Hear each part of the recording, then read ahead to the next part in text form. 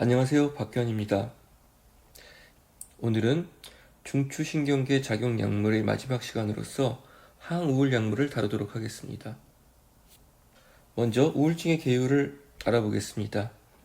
우울증의 증상은 강렬한 슬픈 감정, 절망감, 수면과 식욕 패턴의 변화, 의욕이 없고 흥미 유발을 하지 못하는 것, 자존감의 상실, 죄의식, 그리고 자살 충동에 이르는 이러한 일련의 우울한 기분이 2주 이상 계속되거나 행동에 대한 관심이나 쾌감이 없어지는 이러한 증상을 말합니다. 흔히 우울증의 주요한 그 병명을 주요 우울장애 Major Depressive Disorder MDD라고 부릅니다. 최근 항우울약의 처방 빈도가 상승하는 것을 볼 수 있는데요. 그 원인으로는 항우울약의 주 적응증인 우울 증상 이외에도 공황장애나 불안증, 강박장애, 외상 후 스트레스 증후군과 같은 다른 질환에도 적용이 증가되었기 때문입니다. 우울증을 설명하는 병리학적 가설로는 먼저 모노아민 가설이 있습니다. 자, 모노아민이란 세로토닌, 노르에프네프린, 도파민 등을 말하는 것인데요. 모노아민 가설에서는 모노아민의 양과 모노아민의 신경 전달 기능이 저하될 때 우울증이 발생한다는 것입니다. 자, 여기에 최근에는 신경영양인자라든지 혹은 내분비인자들이 우울증에서 중요한 역할을 할 것이다라는 가설이 알려져 있습니다. 먼저 모노아민 가설을 보시면, 자, 모노아민 1차 아민의 신경 전달 저하가 우울증의 주요 원인이라는 것이고요. 따라서 모노아민에 근거한 우리의 치료 표적은 모노아민의 신경 전달 물질의 농도를 상승시키는 것을 치료 전략으로 합니다. 그 방법으로서 우리는 신경 말단에서 1차 아민, 모노아민의 재흡수를 차단하는 그런 약물들을 사용하게 되는데, 대표적인 약물이 최근에 많이 쓰이는 선택적인 세로토닌 재흡수 억제약, 우리가 흔히 줄여서 SSRI라는 것이 항우울 약물의 대표적인 계열이고요. 이것 이전에 과거에 많이 쓰였던 것으로는 우리가 흔히 환희, 사이클이 3개다. 그래서 삼환계 항우울 약으로 불리는 줄여서 TCA 계열의 약물들이 과거에 많이 사용되었습니다. 자, TCA 계열과 유사한 작용을 가지나 보다 더 선택성이 있는 것이 세로토닌, 노르에프네프린, 리업테이크 저해약, 우리가 줄여서 SNRI라고 불리우는 이러한 약물들이 1차 아민의 재흡수를 차단하는 그러한 항우울 약물이 되겠습니다. 또한 1차 아민의 분해를 차단하는 것도 모노아민 가설에 근거한 것인데요. 이러한 것들이 1차 아민을 분해하는 모노아민 옥시데이즈라는 효소, 우리가 흔히 마오라고 불리는 마오 저해약들이 여기에 속합니다. 그 밖에 신경 말단으로 모노아민의 유리를 촉진하는 몰타자핀 같은 아주 기전적으로 독특한 이런 약물들이 여기에 해당됩니다. 자, 이러한 세 가지, 자, 1차 아민의 재흡수를 차단해서 시냅스에서 1차 아민의 농도를 올려주는 약, 그리고 1차 아민의 분해를 막는 약, 1차 아민의 유리를 촉진하는 것들은 전부 다 신경 말단에서 모노아민의 농도를 상승시켜서 우울증을 치료하는 기전에 해당됩니다.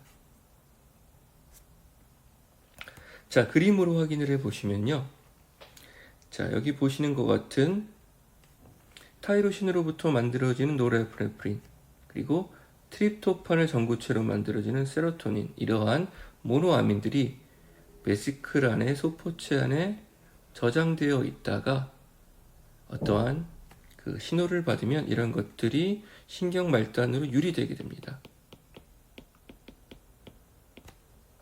자, 이때 우울증 환자에서는 이런 신경 말단에 있는 모노아민의 양이 적거나 혹은 이러한 모노아민이 유리되고 신경 전달 물질이 전달되는 이런 신경 전달 과정에 기능이 저하된 경우가 많습니다. 따라서 모노아민에 근거한 항우울약의 치료 전략은 신경 말단에서 1차 아민들의 농도가 증가하도록 이것이 유리돼서 수용체에 작용하고 그 다음에 다시 신경 말단으로 들어가는 요 과정을 차단하면, 이러한 트랜스포터들을 차단하면 사용하고 남은 신경 전달 물질들이 신경 말단으로 재흡수되지 못하고 시냅스 내에 높은 농도로 존재할 것입니다. 따라서 이러한 것이 우울증의 치료 효과를 나타내게 된다는 것이죠. 자, 또한 여기서 신경 영양인자 가설까지 조금 더 추가해서 말씀을 드리면, 이렇게 유리되고 수용체에 작용하는 신경 전달 물질은 어떤 일까지 하게 되냐 하면, 우리가 흔히 말하는 Cyclic AMP Response Element Binding 사이트에 결합을 해서 이것이 어떤 특정한 유전자들의 전사를 촉진하게 되는데요. 그때 발현하는 유전자 중에 일부가 뉴로트로픽 팩터,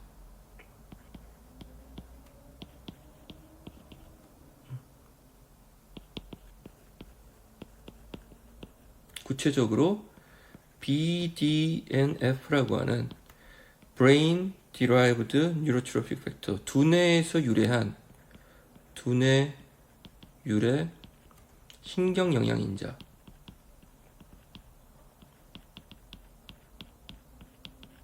자를 발현시키게 되고, 이러한 BDNF 같은 것들은 신경을 재생하거나 혹은 신경의 가소성을 증가시키는 방법에 의해서 항우울 작용을 나타내게 됩니다. 이러한 것들이 모노아민 가설과 신경 영양인자 가설에 대해서 말씀을 드린 것이고요. 다시 모노아민 가설로 더 들어오면, 모노아민 가설의 근거가 되는 어떤 실험적인 증거들은 다음과 같습니다. 먼저 우리 리졸핀이라는 약물이 있었습니다. 리졸핀의 기억해야 될 만한 그 핵심어는, 리졸핀은 바로 베지클레의 1차 아민을 고갈시킵니다. 리졸핀의 역할은 지금과 같이 이렇게 생성된 신경 전달 물질들이 베지클 안으로 들어가게 되는데, 요 신경 전달 물질들이 베지클 안으로 들어가지 못하게 여기서의 트랜스포터를 차단합니다. 따라서 신경 전달 물질들이 베지클 안으로 들어가지 못하면 베지클은 고갈이 될 것이고, 베지클 밖에 있는 신경 전달 물질들은 모노아민 옥시데이즈에 의해서 전부 다 분해가 되게 됩니다. 결과적으로 이러한 신경의 말단에는 신경 전달 물질들이 부족한 고갈된 상태를 초래하는 것이 리졸핀의 역할입니다. 어쨌든 리졸핀을 사용하게 되면 1차 아민이 고갈됩니다. 그때 리졸핀을 사용하는 어떤 환자나 실험 동물에서 우울증의 부작용이 발견이 되었습니다. 이것이 하나의 증거가 될 수 있고요. 또 하나는 트립토판이 결핍된 어떤 시기, 우리가 먹는 것에서 트립토판이라는 아미노 액시드가 결핍됐을 때는, 이 트립토판은 세로토닌의 원료가 되는 물질이었죠. 따라서 트립토판 결핍 시기에서는 세로토닌이 부족하게 됩니다. 세로토닌의 합성이 감소하게 되고, 이러한 경우에도 우울증이 재발되는 경우들이 관찰되었습니다. 또한 우울증을 갖고 있는 환자들에서 세로토닌의 어떤 수송체에 대한 유전적 다형성이 발견되었습니다. 그리고 이러한 다형성이 우울증에 대한 감수성을 일으키기도 하고요.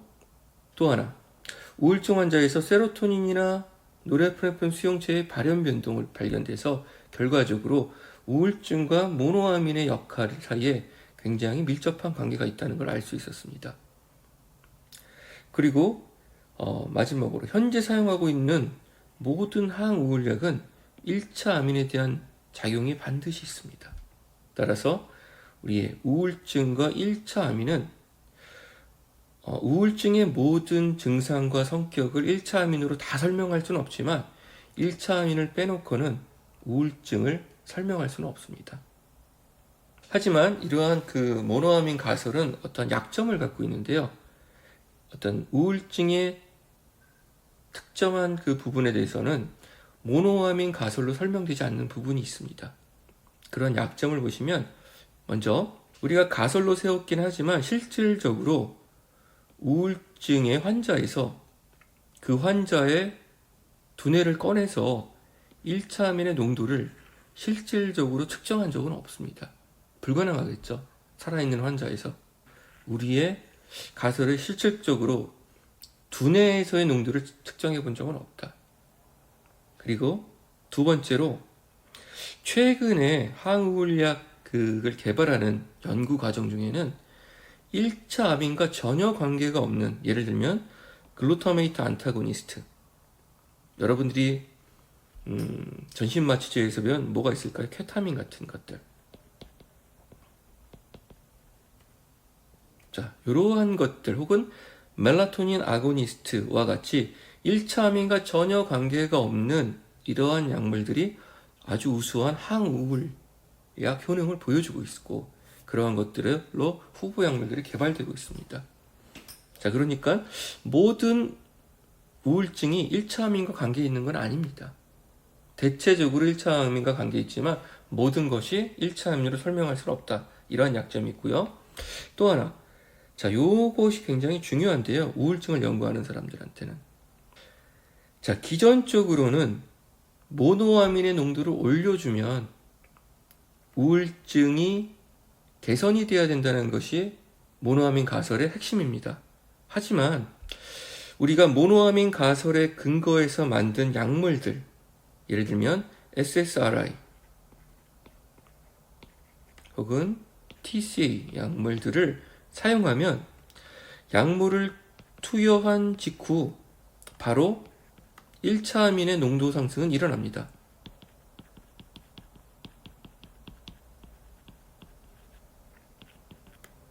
하지만 이것을 투여하고 실제로 우울증의 어떤 치료 효과가 나타나는 데는 적어도 2주에서 3주가 걸립니다. 자, 기존적으로는 1차 암인의 농도만 올리면 우울증이 개선될 것으로 생각했던 것이 모노아민 가설이었는데, 이러한 1차 암인의 농도 상승 시기와 우울증의 치료 효과 간에 이런 시간적으로 어떤 시간적인 갭이 한 2주에서 3주 정도 차이가 나기 때문에, 자, 요것이 설명이 잘 되지 않는 그런 부분이 있습니다. 그리고 학부 과정을 한 단계 좀 뛰어넘으면 우울증과 항우울 약물을 연구하는 사람들의 가장 큰 미스테리, 수수께끼가 바로 이 부분입니다. 그래서 요 1차 암인의 농도 상승 시기와 우울증 치료 효과 이 갭을 설명할 수 있는 어떤 가설을 만들거나 거기에 대한 증거들을 실험적으로 증명하면 굉장히 좋은 논문으로 우리가 인식을 하고 평가를 받습니다. 그리고 아직까지 해결되지 않은 부분이고요. 자, 1차 암인에 대한 가설에 의한 작용 기전을 이제 그림으로 확인을 해보시면 1차 암인 가설에 의해서 만든 항우울 약물을 사용하기 전에는, 다시 말하면 우울증이 있는 환자의 상태에는 어떤 상태냐 하면, 자, 세로토닌이나 노르에프네프린 이렇게 베지클 안에 있고요. 자, 요것이 유리가 되는데 요렇게 시냅스에 유리되는 양이 일단 적다. 적어서 보시는 것처럼, 자, 포스트 시냅스의 어떤 세로토닌이나 노르에프네프린에 작용할 만한 수용체에 결합하기에는 부족한 정도의 신경 전달 물질이 존재합니다. 이것에 의해서 우울증이 생기는 것이고요. 자, 근데 이때 유리된 신경 전달 물질은 포스트 시냅스에 있는 수용체에도 결합할 수 있지만, 이것은 자, 프리시냅스에 존재하는 오토 리셉터, 자가 수용체에 결합해서 네거티브 피드백을 통해서 분비를 조절할 수도 있다라는 것을 일단 염두에 두시고요. 자, 그때 우리가 이러한 1차 아민 가설에 의해서 만든, 예를 들면 SSRI 같은 세로토닌에 대해서 선택적인 저해, 세로토닌 그 트랜스포터에 대한 저해 약물을 쓰면 어떤 일이 생기냐 하면요. 자, 일단 유리된 세로토닌이 재흡수가 되지 않기 때문에 일단 이 시냅스에 보다 더 많은 수의 신경 전달 물질이 존재할 것입니다. 이래서 어느 정도 마디스트한 그런 반응을 나타내게 돼요. 이 반응은 뭘까요? 적은 어떤 우울증 치료 효과겠죠. 그렇죠? 우리가 충분히 우울증이 개선됐다고 보기에는 힘든 일단 적은 어떤 수용체에 의한 작용이 하나 나올 겁니다. 근데 이것뿐만 아니라 여기서 여러분들 작용을, 이 세로토닌의 작용을 여기서 하나, 포스트 시냅스의 작용 하나, 이거는 어떤 거를 기여하죠? 우울증 치료, 개선, 치료 효과를 하는데 그 숫자가 지금은 굉장히 적습니다. 하지만 이 세로토닌은 프리시냅스에 작용하는데, 그렇죠? 프리시냅스에 작용하는데 일단 우울증 환자보다 세로토닌이 많아졌죠. 그렇죠? 이렇게 수용체에 대한 라이간드가 숫자가 많아지면 우리 수용체는 항상성 조절을 위해서 어떻게 하죠? 라이간드가 많아지면 수용체 숫자를 줄이겠죠. 자, 그런 걸 우리는 뭐라고 하죠? 수용체의 하향 조절이 일어납니다. 하향 조절. 자, 그럼 여기 이제 정리하면 SSRI에 의해서 시냅스에서 세로토닌의 양이 증가했는데 그거는 두 가지 일을 합니다. 첫 번째, 포스트 시냅스에서 적은 정도의 우울증 개선 효과를 나타내고, 두 번째는 프리시냅스에서 수용체, 자가 수용체의 하향 조절을 일으킵니다. 그래서 시간이 지나면 만성적으로는 어떤 효과가 나타나냐면요. 자, SSRI의 만성적인 효과는, 자, 유리된 신경 전달 물질의 재흡수를 막아서 시냅스에 존재하는 것뿐만 아니라, 자, 네거티브 피드백을 하는 자가 수용체의 숫자를 줄였기 때문에 네거티브 피드백이 굉장히 적어졌죠. 이걸 조금 더 쉬운 말로 하면 네거티브 피드백이 줄어들었기 때문에 분비, 유리가 증가되었다고 볼 수 있어요. 이것 때문에. 그러면 기존에 있던 것보다 분비도 증가하고 증가한 것이 들어가지도 못하고 이러면서 굉장히 많은 양의 신경 전달 물질들이 시냅스에 존재하게 됩니다. 어느 정도 시간이 지나면 만성적인 작용에서는. 그리고 이러한 것이 포스트 시냅스에 있는 수용체들을 전부 다 활성화시키고 작용을 나타내기 때문에 항우울 효과가 만성적으로 적어도 2, 3주가 지나야 이 효과가 커진다라고 우리는 설명을 하고 있습니다. 자, 이것은 우리의 가정이고 이런 것들을 하는 과정에 필요한 어떤 실험적인 증거들은 많이 필요합니다. 여러분들이 이 그림에서 아셔야 될 거는 1차 아민에 근거해서 만든 이런 재흡수 억제약들이 약물을 투여한 초기에는 이 작용이 그렇게 크지 않다. 그리고 시간이 지나면 이 작용이 더 커지는데 그 기전은 바로 이 프리시냅스에 존재하는 수용체를 하향 조절해서 음성 되먹이 사슬을 감소시킴으로써 결과적으로 분비를 증가시킨다. 그런 것들이 항우울 효과를 보다 더 크게 만드는 기전이다 라고 이해하시면 될 것이고요. 자, 이 그림을 조금 더 확대했는데요. 이거는 뭐 여러분들 알아서 보시면 될 것 같고, 자, 여기까지가 이제 우울증을 설명하는 1차 가설이었습니다. 그것 외에 요즘에는 모노아민 가설의 약점들이 많이 드러나고 모든 우울증을 1차 화면으로 설명할 수 없기 때문에 새로운 어떤 가설이 필요했는데 그렇게 등장한 것이 신경영양학적인 가설입니다. 자, 그 배경에는 이것이 등장하게 된 배경은 일단 모노아민 가설이 잘 들어맞지 않는다는 데서 출발을 했겠죠. 그래서 모노아민 가설로부터 만들어진 현재 항우울 약물들이 치료 효과가 좀 저조하다. 우리가 기대했던 것만큼. 그리고 방금 설명해드린 것처럼 1차 암의 농도 상승 시기와 치료 효과의 시기에 어떤 시간적인 갭이 존재한다. 그러니까 모노아민 이외에 다른 것이 작용한다라는 것이죠. 그래서 가설을 세운 것이 우울증 환자에서를 자세히 살펴보면 신경 재생 과정 혹은 특정 부위의 신경의 사멸이 발견되고요. 또한 신경 가소성의 결함이 발견되고 있습니다. 신경 가소성이라는 건, 이 가소성은 여러분 영어로 하면 플라스틱서티.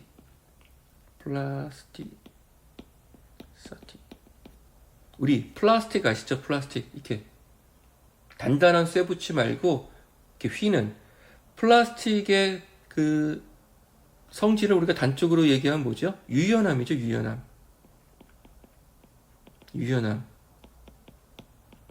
그쵸? 플렉서블한. 그래서 신경 가소성이라는 건 뭐냐면 신경의 기능이 항상 일정한 것이 아니라 신경을 둘러싸고 있는 주변의 환경, 신경에 가해지는 어떤 자극의 강도에 따라서 신경의 기능과 구조가 바뀐다는 뜻입니다. 자, 여러분들 이 말을 잘 이해를 못 하실 것 같은데 보시면, 자, 신경 말단이 이렇게 있고요. 여기에 신경 전달 물질이 나오는데 이 신경 전달 물질이 다른 신경세포들 하고 이렇게 접합하겠죠. 자, 신경의 기능은 커뮤니케이션, 정보의 전달이니까 정보의 전달. 그쵸? 정보의 전달. 그리고 신경 말단에 신경이 또 다른 신경의 세포체와 만나는 이 부분을 우리는 뭐라 그래? 시냅스라고 그러죠, 시냅스. 우리가 신경이 잘 전달된다, 신경이 기능을 잘한다는 것은 여러분 어떤 뜻이냐면 시냅스가 굉장히 유기적으로 잘 연결되어 있어야 신경의 기능, 어떤 기능? 정보를 전달하는 기능이 잘 이루어집니다. 우리가 흔히 머리가 큰 사람이, 두뇌의 사이즈가 큰 사람이 머리가 좋다라고 하는 어떤 잘못된 통설을 갖고 있는 경우가 있죠. 그 통설의 근거는 뭐냐면 두뇌가 크다라는 것은 신경세포가 많다. 따라서 신경의 기능이 많으니까 두뇌가 좋을 것이다, 영리할 것이다, 똑똑할 것이다 라는 잘못된 사람들의 통설이 있습니다.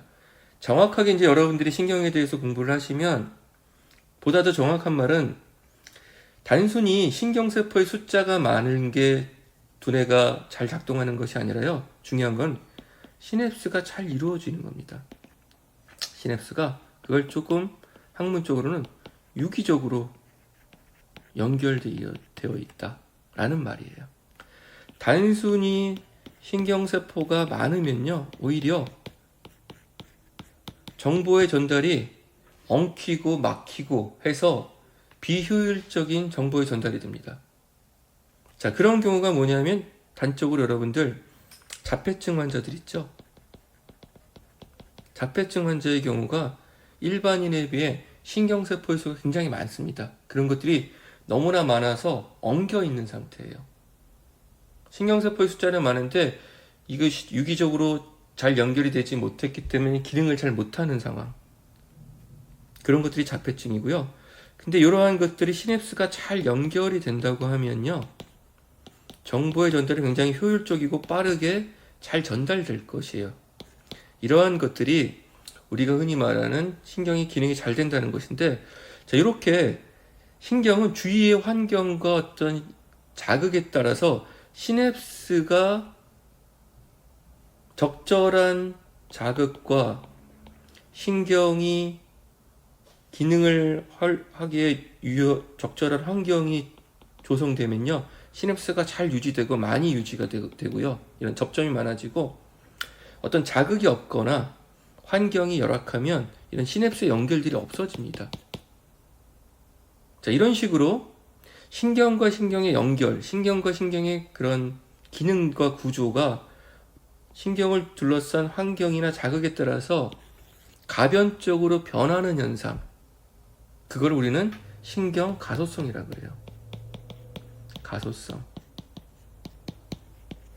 신경이 주위에 따라서 정보가 많이 필요할 땐 굉장히 많은 것들이 시냅스가 형성이 되고, 자극이 없을 때는 이러한 신경의 연결들이 뚝뚝 끊어지고 필요가 없으니까. 자, 그런 걸로 가장 쉽게 여러분들이 이해할 수 있는 건 뭐죠? 소위 말하는 그 어르신들이 치매를 방지한다는 이유로 고스톱이나 이런 것들을 해서 지적인 자극을 가하면 치매가 방지가 된다. 또 마찬가지로 신경 가소성의 단적인 모습을 보여주는 설명입니다. 자, 그렇게 이해를 하시고요. 자, 근데 우울증 환자에서는 이러한 신경 재생이나 신경의 가소성이 좀 문제가 있다. 자, 근데 이런 신경 재생이나 신경 가소성에 가장 직접적인 영향을 미치는 두뇌의 분자가 바로 이런 신경 영양인자들입니다. 대표적인 것이 BDNF, Brain Derived Neurotrophic Factor, 두뇌에서 유래한 신경 영양인자. 근데 공교롭게도 우리가 의도하지 않았지만 우리가 만든 항우울약은 모노아민 가설에 의해서 만들었는데, 결과적으로 보니까 우리가 만들어 놓은 항우울약들이 전부 다 이 BDNF의 기능을 항진하는 기능이 있었어요. 따라서 항우울약의 치료 효과는 이 BDNF 기능, 다시 말하면 뉴로트래픽 기능, 신경에 영향을 제공해줘서 신경이 잘 살아나고 신경의 가소성이 강화되도록 하는 것들이다 라고 생각하는 것이 신경 영양인자 가설입니다.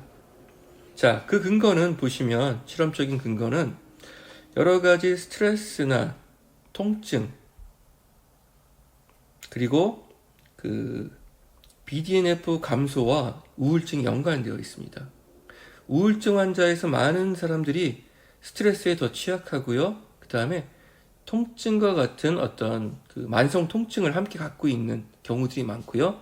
이러한 우울증 환자에서 BDNF 감소가 많이 밝혀졌습니다. 특히 해마 부위의 신경의 위축.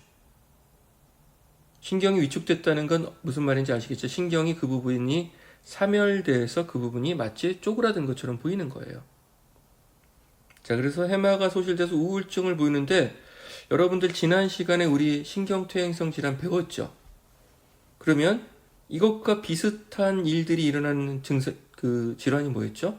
여러분들, 알츠하이머병. 치매에도 이러한 일들이 생기죠. 신경세포가 죽어서 위축된다. 어느 부위? 해마 부위에서. 신경이 죽으니까 그때 이런 신경을 살리는 BDNF가 감소하겠죠. 그리고 치매의 초기 증상이 굉장히 무기력하고 우울증이 와서 우울증과 혼돈하는 경우가 있습니다. 치매의 초기에 우울증을 동반하는 경우가 굉장히 많아요. 그래서 우울증과 치매는 비슷한 측면이 굉장히 많고요. 또 현재 모든 항우울 약물이 BDNF를 증가시키는 것으로 알려져 있어요. 자, 이것에 근거해서 요즘 어떤 연구가 진행되고 있냐면, 보세요.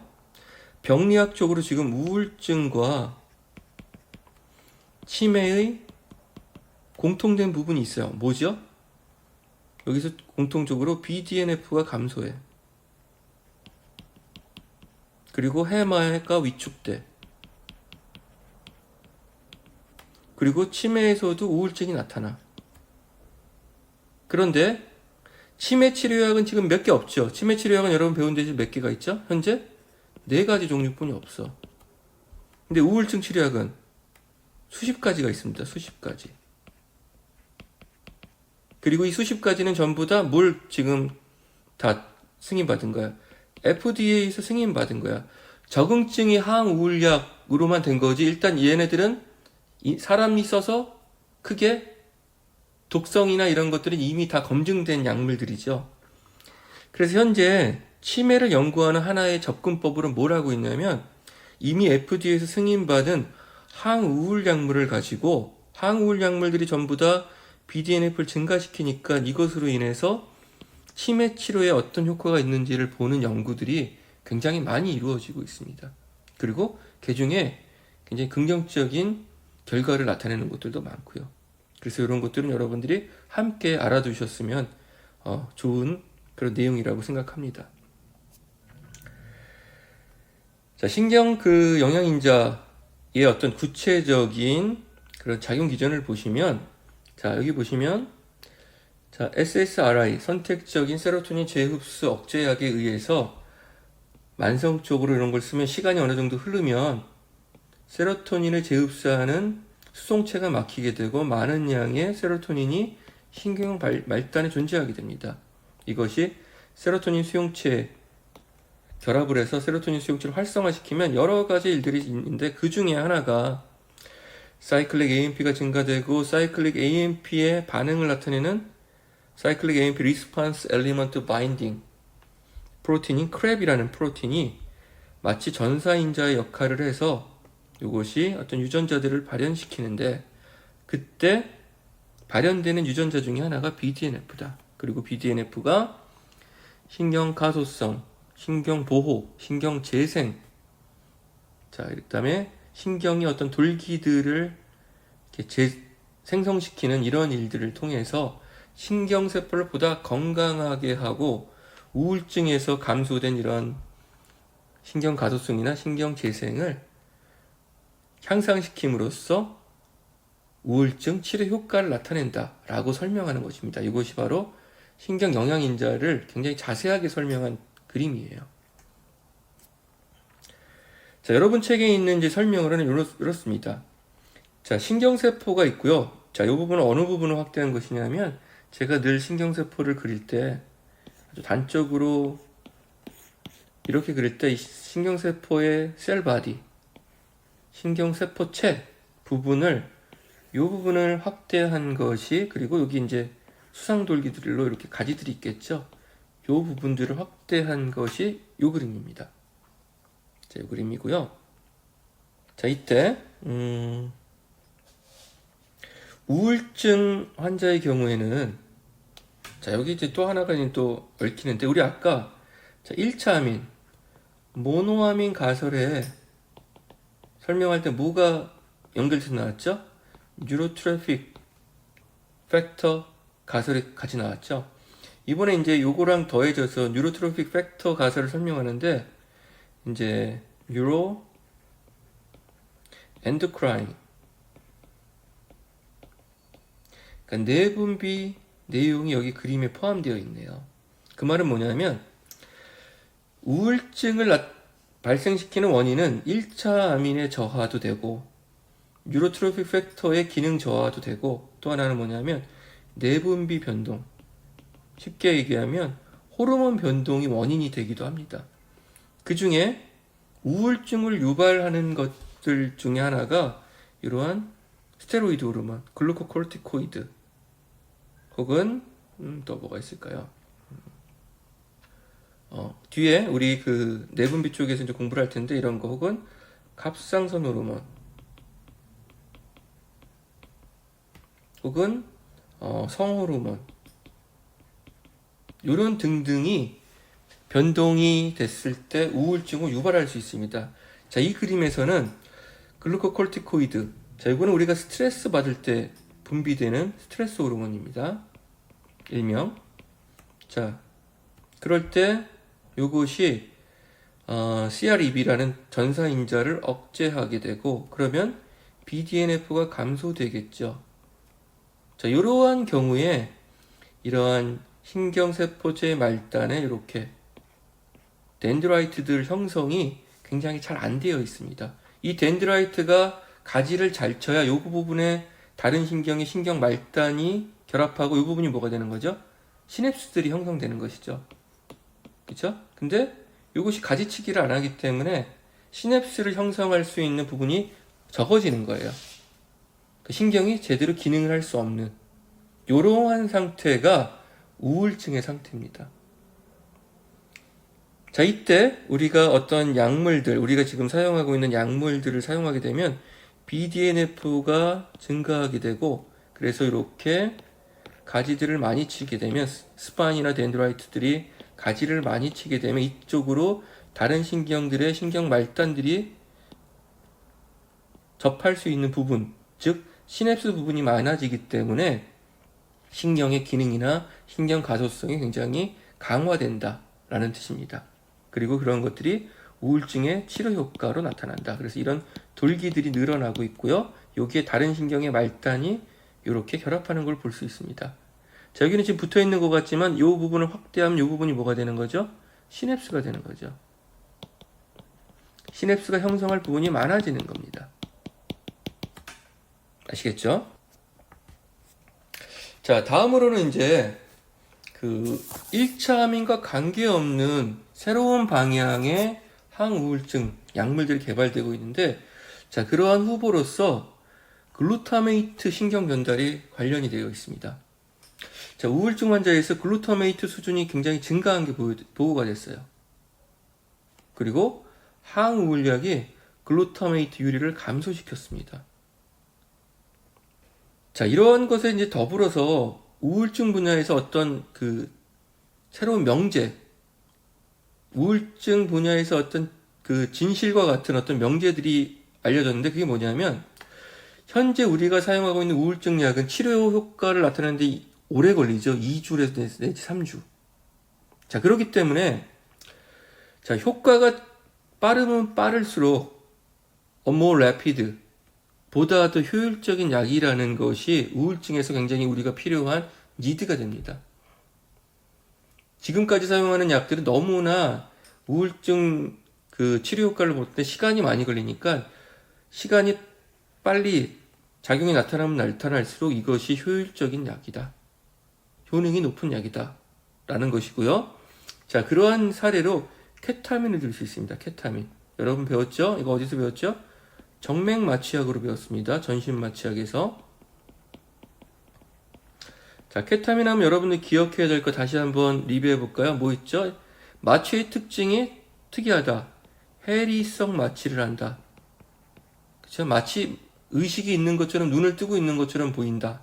그리고 다른 마취제에 없는 진통작용이 있다. 그리고 기전적으로 NMDA 기량약이다.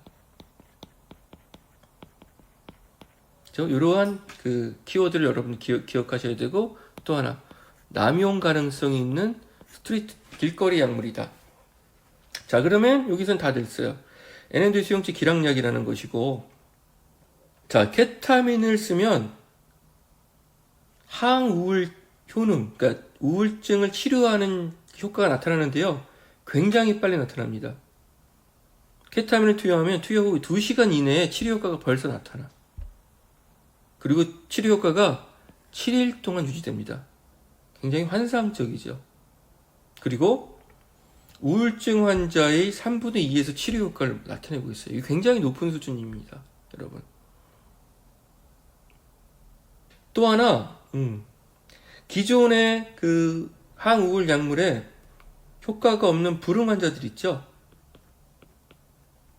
이 불응 환자들한테 케타민을 투여했을 때도 항우울 효과가 나타나요. 자, 그때 이 케타민의 항우울 효과는 정맥마취제로 쓰는 용도보다 굉장히 낮은 용도입니다. 저농도에서 항우울 효과.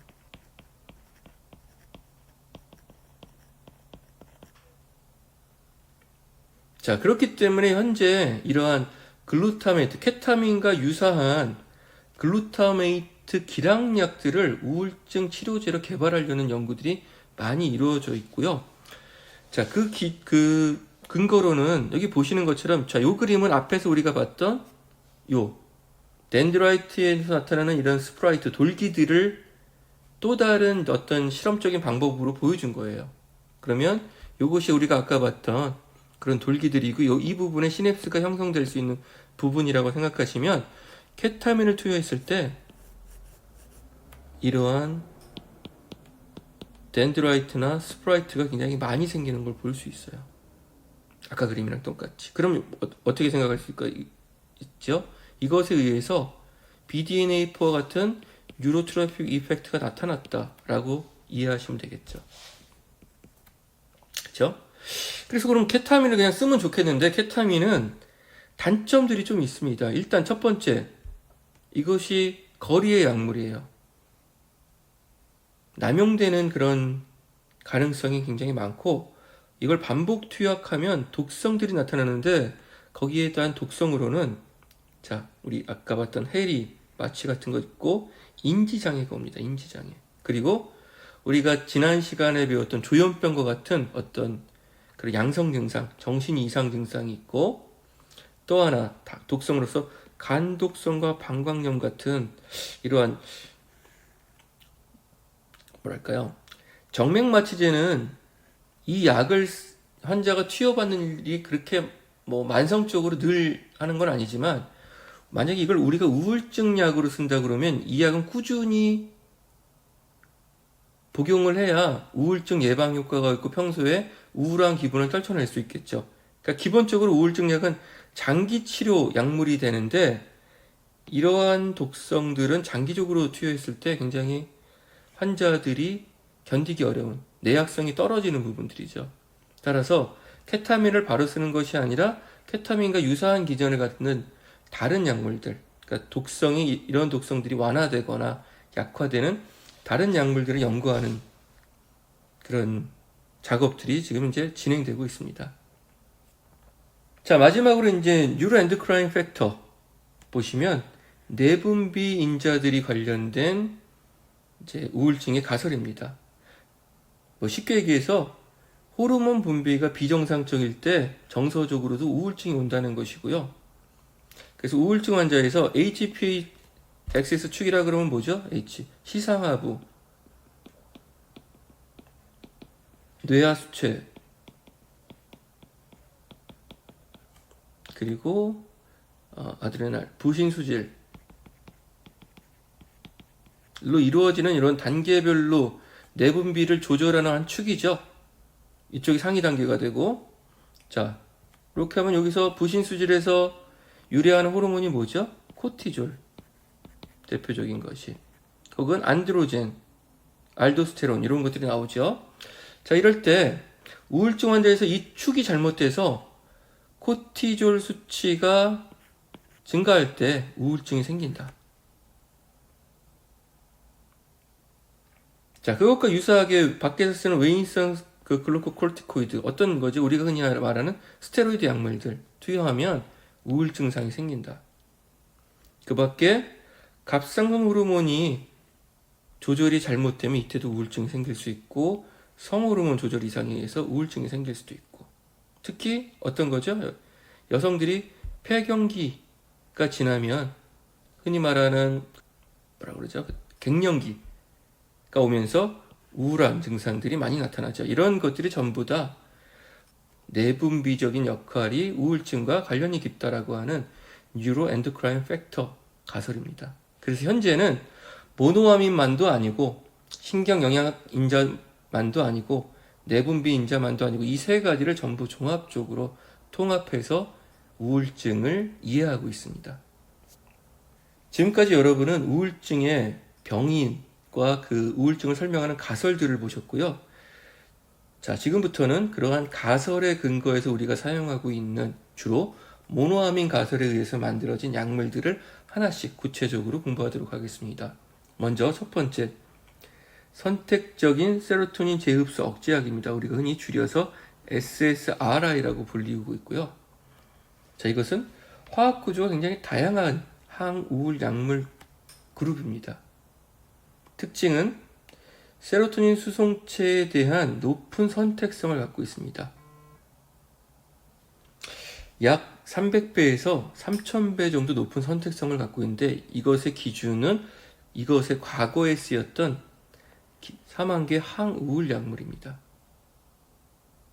자, 사망계 항우울 약물은 1980년에서 1990년대 초에 많이 쓰였던 항우울 약물인데요.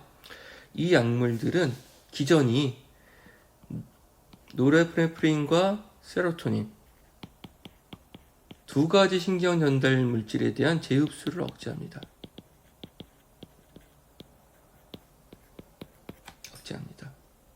하지만 우리가 지금 다루고 있는 SSRI는 이 중에 노르에프네프린은 버리고 세로토닌만을 선택적으로 300배는 3000배 정도 더 선택적으로 세로토닌을 재흡수를 억제하는 약물이 해당되고요.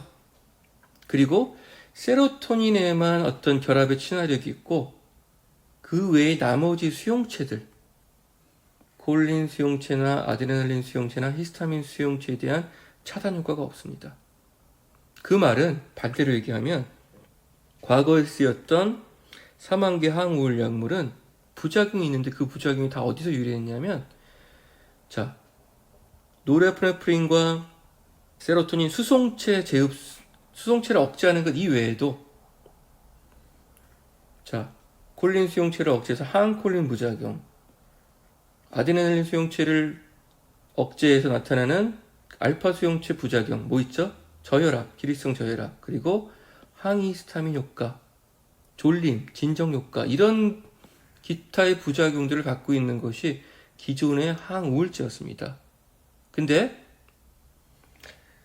최근에 나온 SSRI는 선택성도 높였고, 그리고 이러한 다른 수용체에 대한 차단 효과가 없기 때문에 이것으로부터 유래하는 부작용이 없다라고 기억하시면 되겠습니다. 그래서 이걸 이제 요약하면 이렇게 되겠죠.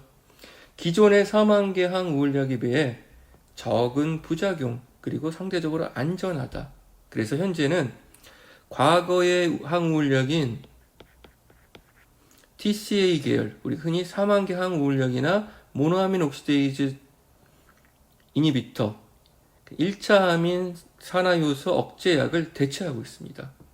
현재의 대표적인 항우울약이 SSRI라고 생각하시면 되시고요. 그래서 우울증에 대한 1차 선택 약물로 현재 굉장히 많이 쓰이고 있습니다.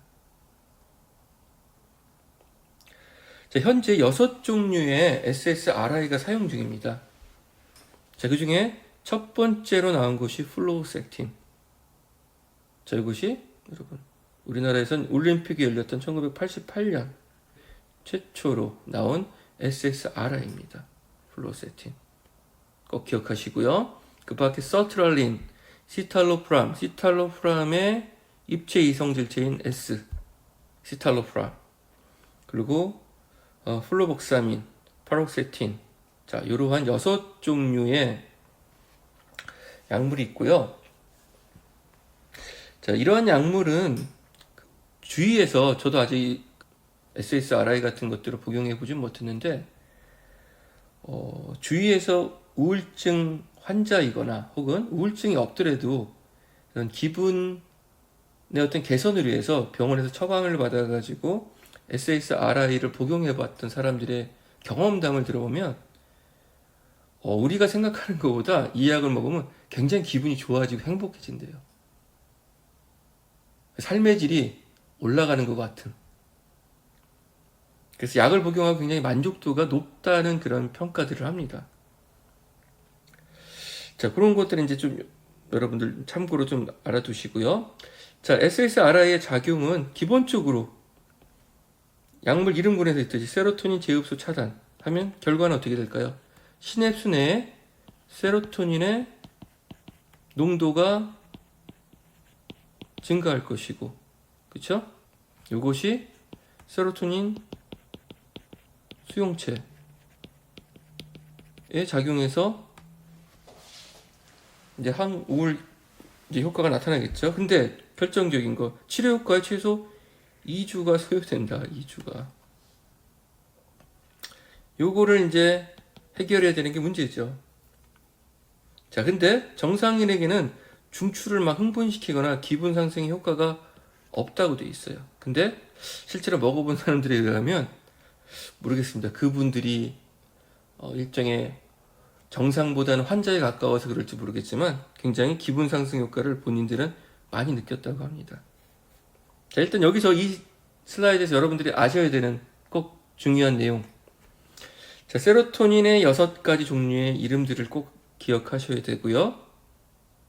그리고 세로토닌과 TCA와의 어떤 관계, 과거에 쓰였던 TCA를 현재 SSRI가 대체하고 있다. 그러면 SSRI가 뭔가 좋은 점이 있을 텐데 그 좋은 점이 무엇인지 여러분들이 확실히 이해를 하셔야 됩니다. 자, 그 이제 장점을 이제 비교해 보면 SSRI는 TCA에 비교해서 여기 제가 정리를 해놨네요. 일단 뭐 사용 용이하고 경구 투여도 가능하고 그리고 과량을 복용해도 안전합니다. 이 말은 뭐냐면 TCA나 모노아민 옥시데이즈 인히비터는 치료 영역, 그러니까 테라피틱 인덱스가 굉장히 좁습니다. 그래서 과거에 자살 시도에 많이 쓰였어요. 이 약들. 바비츄레이트와 함께 이 TCA 계열을 과량을 복용해서 자살을 시도하는 일들이 많았습니다.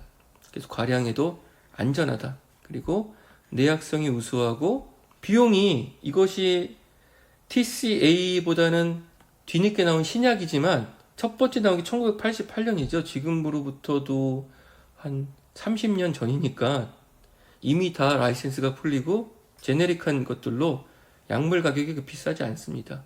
그리고 중요한 거, 폭넓은 임상용도. 아까 말씀드렸듯이 단순한 우울증뿐만 아니라 어떤 공황장애, 범불안장애, 외상후 스트레스 증후군, 강박장애 이런 것들까지 폭넓게 사용할 수 있는 그런 임상 용도를 갖고 있습니다. 자, 구조적으로 보시면 일단 여러분들 아셔야 될 게 구조적으로 굉장히 다양하다. 얘네들이 SSRI라고 우리가 묶기는 했지만 이건 기전적으로 묶은 것이고 얘네들이 어떤 화학적인 구조적으로 공통된 것이 없습니다. 하지만 이것에 비해서 TCA는 어때요? TCA는 환을 3개 이렇게 갖고 있잖아요. 이렇게. 그쵸? 이러한 공통점을 갖고 있는데 SSRI는 화학적으로 공통점이 하나도 없어요. 자, 그리고 자, 약동학적으로 이제 틀린데 그 중에 플로옥세틴은 대사를 받아도 이것이 노르플로옥세틴,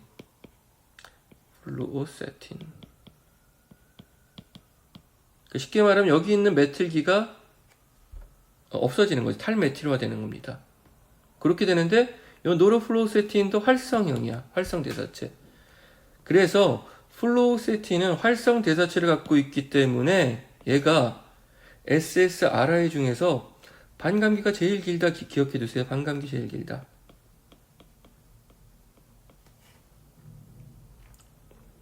반감기가 제일 길다. 꼭 기억해 두시고 반감기가 길다가 이제 나중에 뭘로 연결되냐면요. 이제 이 약물들을 사람들이 우울증 치료 약물을 쓰다가 내 생각이 기분이 좋아졌어. 우울증이 치료된 것 같으면 약을 끊는 경우가 있습니다. 그렇게 갑자기 약을 끊으면 SSRI는 금단 증상이 나타나요. 체내에서 이 약물이 쫙 빠지면 금단 증상이 나타나는데 마치 우리 독감 앓듯이 그런 증상이 나타납니다. 두통도 있고 설사도 하고 몸살도 있고 그 다음에 오심 구토도 있고 수면 장애도 있고 이러한 금단 증상이 발생하게 되는데 금단 증상은 이것이 체내에서 약물이 싹 빠져나갔을 때 일어나는 일이니까 여러분들 앞에서 봤던 벤조다이제핀 계열도 그렇지만 금단 증상을 잘 보이는 약물들은 뭐죠? 대체로 반감기가 짧은 약물일수록 금단 증상에 일으킬 빈도나 가능성이 높죠. 자, 그러한 측면으로 봤을 때 플로우세틴은 반감기가 기니까 어떻게 돼요? 체내에 축적되고 약을 끊어도 약이 어느 정도 남아있을 거 아니야. 그러니까 금단 증상의 가능성이 가장 적은 것이 플로우세틴입니다. 자, 이 중에 지금 그림에 나온 것 중에는 반감기가 제일 짧은 게 이거예요. 이거 파록세틴. 그러면 얘는 금단 증상이 많이 나타나겠죠. 그쵸? 그렇게 이해를 해주시면 되고요. 자, 그 다음에 시탈로프람은 자, 이런 입체 이성질제까지 만들었어요. 그러면 어떤 이 약이 뭔가 이렇게 정제까지 해가면서 에스시탈로프람으로 만들었다면 굉장히 장점이 많은 약일 거예요.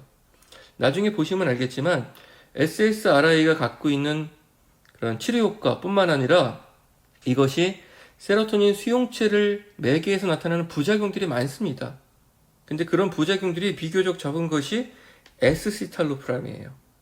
그래서 이것이 현재 처음에 만들어진 것은 플로세틴으로 처음에 만들어졌지만 현재 가장 많이 쓰이는 것은 바로 다빈도로 현재 쓰이는 것은 이 S시탈로프람이 가장 많이 쓰이고 있습니다. 그렇게 약물의 특징을 한번 쭉 보시고요. 자, 그 다음에 임상 용도는 보시면 자, 기본적으로 우울증 치료되죠. 우울증 치료. 이건 TCA도 마찬가지인데 TCA랑 다르게 여러 가지 폭넓은 정신질환에 쓸 수 있습니다. 먼저 강박장애. 강박장애는 여러분 어떤 건지 아시죠? 본인의 의지와 상관없이 어떤 특정 사고나 특정한 행동을 계속 머릿속에 남아있어 떨쳐버리지 못하고 이것을 계속 반복하는 것. 어떤 강박이 있을까? 예를 들면 위생이나 청결에 대한 강박이 있는 사람들.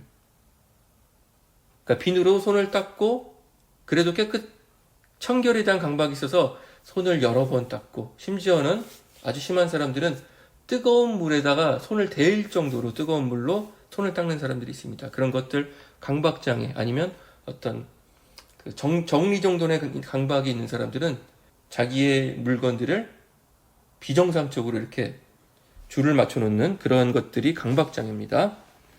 자, 그 다음 요즘에 공황장애 많이 나오죠. 공황장애. 공황장애라는 건 어떤 공포.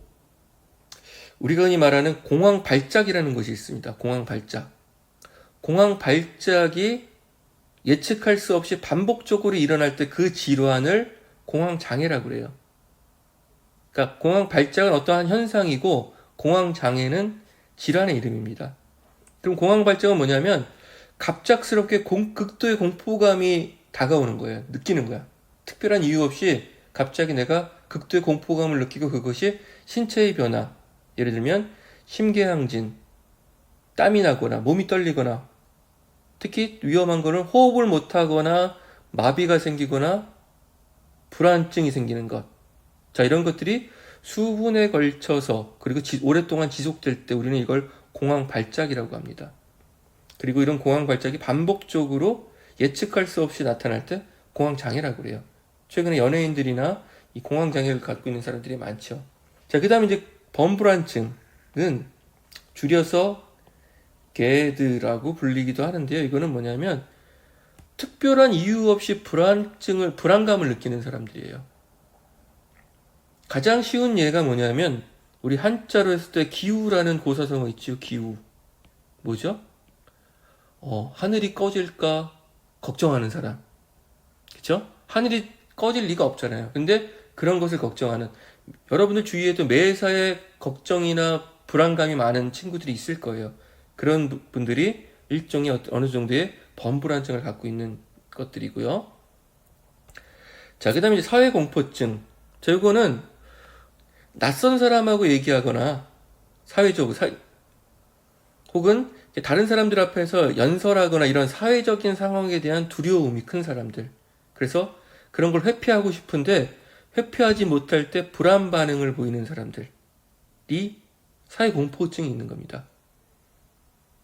그러니까 사회성이 있으려면 모르는 사람하고도 얘기도 할 수 있고 모르는 사람 앞에서 자기 어떤 사회적 역할을 해야 되는데 그런 것들을 잘 못하는 사람들. 자, 그 원인은 타인의 시선에 대한 의식에 과도할 때 이러한 사회공포증이 나타나는 경우가 많습니다. 이러한 심리적인 정신질환이 있고, 그다음 외상후 스트레스 장애가 있는데, 외상후 스트레스 장애는 이것이 반드시 두뇌 외상, 물리적으로 뭐 타격을 받아서 받은 외상뿐만 아니라 심리적인 외상을 포함합니다. 예를 들면 개인이 어떤 갖고 있는 심리적으로 심각한 충격을 주는 어떤 에피소드, 경험, 예를 들면 뭐가 있을까요? 아주 심각한 자연재해, 지진이나 화산 폭발, 아니면 화재, 전쟁, 아니면 살인이나 납치, 이러한 범죄의 그 현장들을 본인이 경험하거나 목격했을 때, 자, 이러한 아주 정신적으로 충격이 큰 외상을 준 외상 사건을 경험하고 난 이후에 나타나는 어떤 부적응적인 심리적인 반응을 외상 후 스트레스 증후군이라고 합니다. 자, 이런 분들은 그것과 자기가 겪은 그런 충격을 주는 상황과 유사하거나 관련된 상황이 나타나면 그러한 자극으로부터 회피하려고 하거나, 자, 그러한 상황이 났을 때 갑자기 집중력이 떨어지고 기억이 저하되는 인지 기능의 문제, 혹은 이상한 것이 들리는 환청, 지각 이상, 그런 것들로 나타나는 어떤 공격적인 성향, 자, 이런 것들이 전부 폭넓게 외상 후 스트레스 장애에 들어갑니다. 자, 그 밖에 이제 월경전 불쾌 장애, 여성에게 나타나는 것들, 또 하나 섭식 장애에도 이러한 SSRI가 사용됩니다. 섭식 장애. 자, 이러한 섭식에 세로토닌이 관계하는 경우가 많기 때문에 세로토닌에 작용하는 약물들을 보시면 여러분들 그 약물의 부작용으로 체중 증가가 되거나 아니면 섭식 장애가 나타나는 경우가 많습니다. 자, 특히 이 SSRI가 치료 적응증으로 승인받은 그 적응증 중에 하나가 바로 이겁니다. 자, 불리미아 널보사. 자, 널보사가 신경성입니다. 신경성 폭식증 혹은 신경성 대식증. 섭식 장애의 일종으로 갑자기 짧은 시간에 본인의 의지로 조절을 하지 못하고 많은 양의 음식을 섭취하는 겁니다.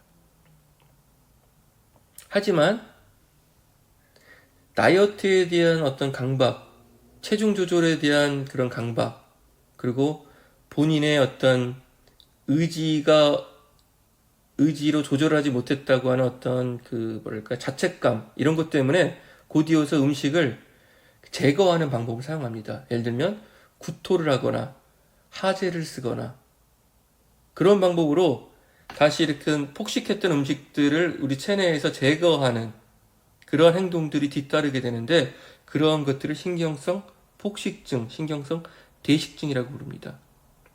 자, 그런 분들은 본인에 대한 어떤 실망감이나 자존감이 떨어지고 이것들이 우울증으로 연결이 됩니다.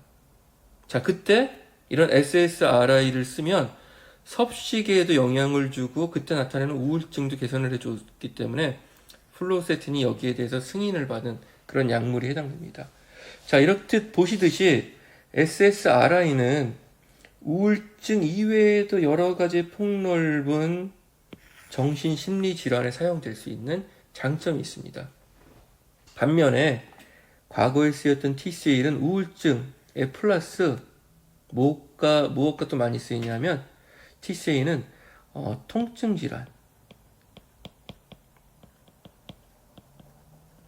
이 치료에 함께 사용되는 경우가 많습니다.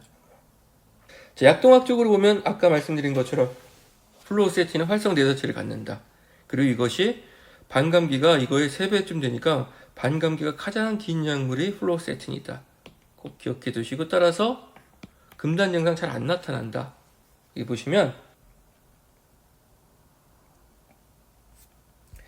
자, 이런 SSRI를 쓰다가 갑자기 약물을 중단하면 금단 증후군이라는 것이 나타나는데요. 이것이 독감이랑 굉장히 유사한 증상이 나타납니다. 오심, 구토 나타나고 설사 나타나고 두통, 발할, 이러한 독감 유사 증상에 수면 장애가 와요.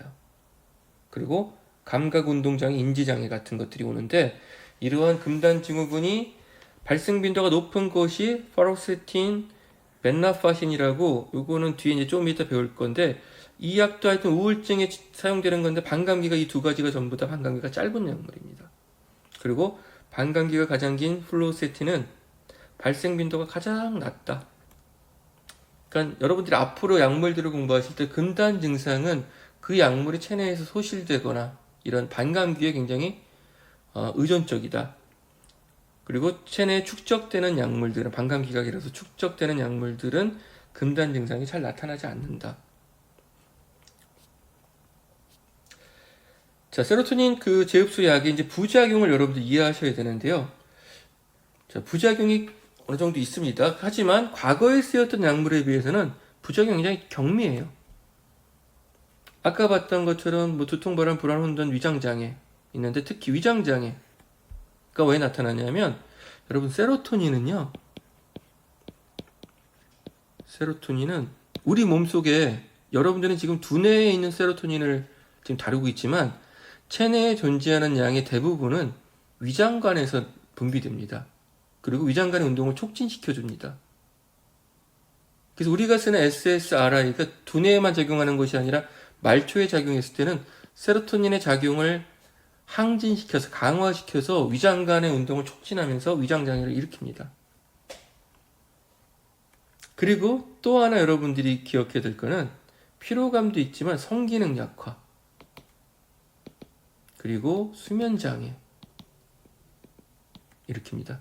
여기서 수면장애라는 것은 잠을 잘 못 이루는 불면증도 여기에 해당되고요. 불면증 혹은 잠을 자고 싶지 않은데 너무 잠이 많이 오는 기면증 두 가지가 전부 다 반대의 현상이지만 이런 것들을 통합적으로 우리 수면장애라고 합니다. 자, 나온 김에 예를 들면 수면장애 중에 졸음을 유발하는 SSRI는 파록세틴과 플루복사민이 있습니다. 파록세틴과 플루복사민. 그리고 오히려 깨어나게 하는 각성 효과를 갖거나 중추를 흥분시키는 것이 플로세틴, 서트랄린. 요거는 흥분. 파록세틴, 플루복사민은 진정, 졸음. 이렇게 생각하시면 되겠죠. 이렇게. 자, 요 세로토닌 그 SSRI 여러분 부작용을 잘 기억해 두셔야 되는데요. 이 부작용이 뭐에서 유래한다? 이것도 세로토닌 이 시냅스에 많아지니까 이건 세로토닌 수용체가 활성화돼서 나타나는 그런 부작용입니다. 자, 요거를 이제 이해하시려면 여러분들이 요거를 좀 이해하실 필요가 있는데요. 일단 여기부터 볼게요. 여러분들 SSRI의 부작용은 꼭 기억하셔야 돼요. 이거는 기본적으로 위장관 부작용이 있다 그랬죠. 오심, 구토, 그리고 불안증이 생기고요. 졸음이 생깁니다. 그리고 인솜니아, 불면증. 자, 요 두 가지는 묶어서 뭐라고 할까요? 우리 이거 수면장애라고 합시다. 수면장애. 그리고 성기능장애.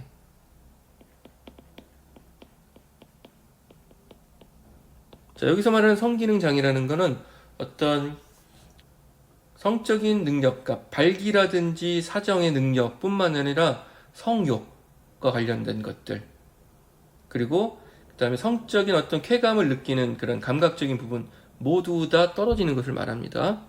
자, 이런 것들이 나타나는데, 자, 그리고 이제 드럭 인터랙션이 있어요. 요거는 제가 좀 이따 얘기하기로 하고, 요거는 뭐 수용체와 관련된 건 아니니까. 수용체에 관련돼서 이런 일들이 일어나는데, 그러면 여러분들 세로토닌이 수용체에서 어떤 일들을 하는지 좀 이해하실 필요가 있는데요.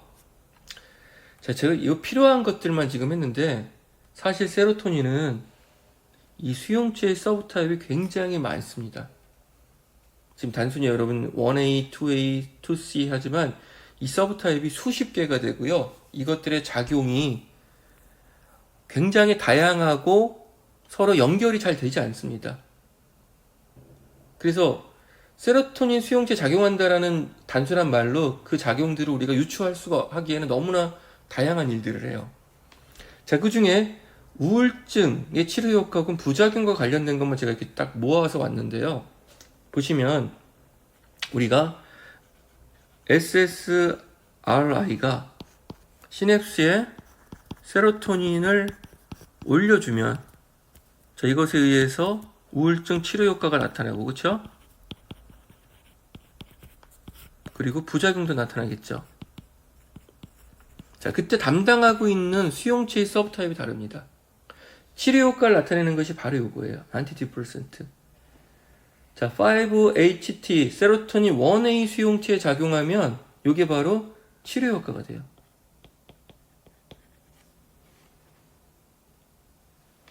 하지만 세로토닌의 다른 종류의 수용체, 다른 서브타입의 수용체를 활성화시키면 2A나 2C를 활성화시키면 이거는 부작용으로 나타나요. 그러니까 1A 서브타입은 치료 효과, 2A나 2C 서브타입에 하면 부작용. 어떤 부작용이 있냐면 보시는 것처럼 수면장애, 성기능장애, 그리고 불안증, 또 섭식장애, 비만. 이러한 부작용들은 전부 다 요것들에 의해서 나타나는 것이에요. 자, 요거 나중에 제가 그림으로 다시 보여드리겠지만 그때 이해를 하시고 그래 단순히 SSRI에서 시냅스에 세로토닌 올라가면 치료 효과만 나타나는 게 아니라 부작용도 함께 나타난다. 기억해 두시고요. 자, 그러면 이제 성기능 장애까지 됐고요. 부작용으로. 자, 그 다음에 이제 요거 조금 여러분들 자, 이 SSRI가 보시는 것처럼 대체적으로 아주 긍정적인 효과를 나타내고 부작용도 경미하고 좋습니다. 근데 이것이 소아나 청소년한테 투약할 때 오히려 여러분들이 이제 어떻게 생각하시냐면 우울증이 심하면 자살 충동을 느낀다고 돼 있죠.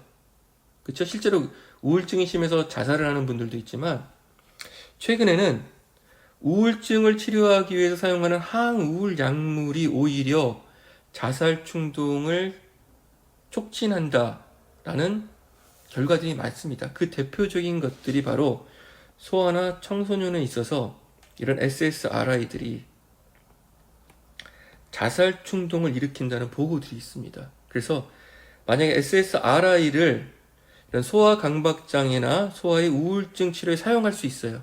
이렇게 사용할 때면 반드시 부모님들은 이 아이들이 약을 먹고 어떻게 지내는지를 굉장히 세심하게 모니터링을 하셔야 됩니다. 혹시라도 자살에 관련된 시도를 하거나 혼자서 방에 들어가서 혹은 혼자서 욕실에 가거나 이런 것들을 굉장히 잘 살펴보셔야 돼요. 자, 이런 것과 관련돼서 소아 및 청소년뿐만 아니라 비교적 최근에 미국에서 어떤 일이 있었냐면 50대 중년의 어떤 여성이 본인의 남편이 우울증을 앓고 있었고 이런 SSRI를 복용하고 있었는데 남성이 자살을 했나 봐요. 그래서 제약회사를 상대로 그 제약회사의 항우울약이 남편을 자살로 내몰았다라고 소송을 해서 최근에 승소한 그 다국적 제약사를 상대로 승소한 사례가 있습니다. 자, 그런 사례에서 보듯이 여러분들 이런 제흡수 억제약이 자살 충동을 오히려 일으키기도 한다. 이러한 부작용들이 나타나기도 한다까지 여러분 기억을 해두시고요. 자, 그 다음에 이제 부작용 보시면 자, 요거 SSRI는 TCA랑 다르게 과용량 시에도 부정맥 유발 가능성이 적어요. 그 말은 거꾸로 얘기하면 TCA는 부정맥 유발 가능성도 있다는 뜻이에요. 그리고 반대로 이제 또 모든 항우울약은 경련 역치를 감소시켜주기 때문에 경련이 잘 일어난다. 경련이 일어날 수도 있다. 또 하나 이제 이거는 이제 그 약물 상호작용과 관련된 것인데 잠깐만요. 보시면 약물 상호작용 얘기를 안 하고 갔군요. 여기서 SSRI에 가 갖고 있는 잠재적인 약물 상호작용이 있습니다. 자, 기본적으로 사이토크롬 P450 N점 이니비터예요. 그 중에서 특히 2D6 계열을 가장 많이 억제합니다. 사이토크롬 P450을 억제한다. 그러니까 사이토크롬 P450 특히 2D6에 의해서 대사받는 약물과 SSRI를 함께 복용한다면 약물 상호작용이 있어요. 그거를 고려해야 돼. 자, 그 다음에 이 SSRI 자체가 혈소판을 응집하는 기능이 있습니다. 그 말은 SSRI 자체가 어떤 기능이 있다는 거야? 혈전 용해 기능이 있다는 거야. 그렇기 때문에 그것과 유사한 작용을 하는 와파린이나 아니면 엔세이드를 병용할 때는 상승작용이 일어나겠죠. 그렇기 때문에 와파린이나 엔세이드, 그런 혈전 용해의 목적으로 쓰는 이런 약물들의 농도를 줄여줄 필요가 있어요. 그렇죠? 그런 약물 상호작용이 있고, 또 하나, 자, 요런 작용도 이제 위험하기도 한데, 혈소판 응집작용과 관련된 것도 이제 위험한 상호작용이기도 한데, 보다 더 대표적이고 유명한, 그리고 또 목숨을 위태롭게 하는 약물 상호작용으로, 자, 세로토닌 증후군이라는 것이 있습니다. 세로토닌 증후군. 자, 기본적으로 SSRI가 시냅스에서 세로토닌의 작용을 높이는 약이죠. 자, 이것과 이때 세로토닌을 분해하는 요소를 억제하면 세로토닌이 농도가 분해가 안 되고 높아질 거 아니에요. 과도하게. 혹은 세로토닌 항진 약물을 병용할 때 이런 약물들과 SSRI 이런 것들이 병용될 때 과도한 세로토닌의 혈중 농도가 원인이 돼서 나타나는 세로토닌 증후군이 나타납니다. 근데 이거는 세로토닌이 과도하게 나타나는 건데 심지어 이거는 혼수 상태에 빠지게 되고요. 사망하는 경우가 있어요. 여러분들 지금 현재 그 병원에 전공의들 있죠. 전공의 수련의들. 전공이나 수련의들, 인턴이나 이런 레지던트들을 보면 항상 이렇게 피곤해 있잖아요. 그쵸? 왜냐하면 근무 시간이 굉장히 상대적으로 길고 휴식이 없고 근무가 이어지는 경우가 많고, 그나마 그래도 현재는 법적으로 연속적으로 몇 시간 이하로 전공이나 수련의가 병원에서 근무를 하게 하고 이런 것들이 법적으로 마련이 됐습니다. 그 계기가 된 사건이 미국에서 있는데, 립비지온이라는 어느 유태인 여대생이 뉴욕에 있는 병원에서 사망하게 된 일이 있어요. 근데 그때 사망하게 된 원인이 뭐냐면 바로 이 립비지온이 사망한 원인이 세로토닌 증후군 때문에 사망했어요. 왜 세로토닌 증후군이 일어났냐면 전공이나 수련의들이 과도한 그런 근무에 의해서 환자들한테 집중을 못하고 실수를 한 거야. 그래서 세로토닌 증후군을 유발할 수 있는 약물들을 병용 투여했습니다. 그래서 립비지온이 그 병원에 응급실에 와서 멀쩡히 왔다가 세로토닌 증후군이 발생해서 혼수 상태가 되고 사망에 이르렀어요.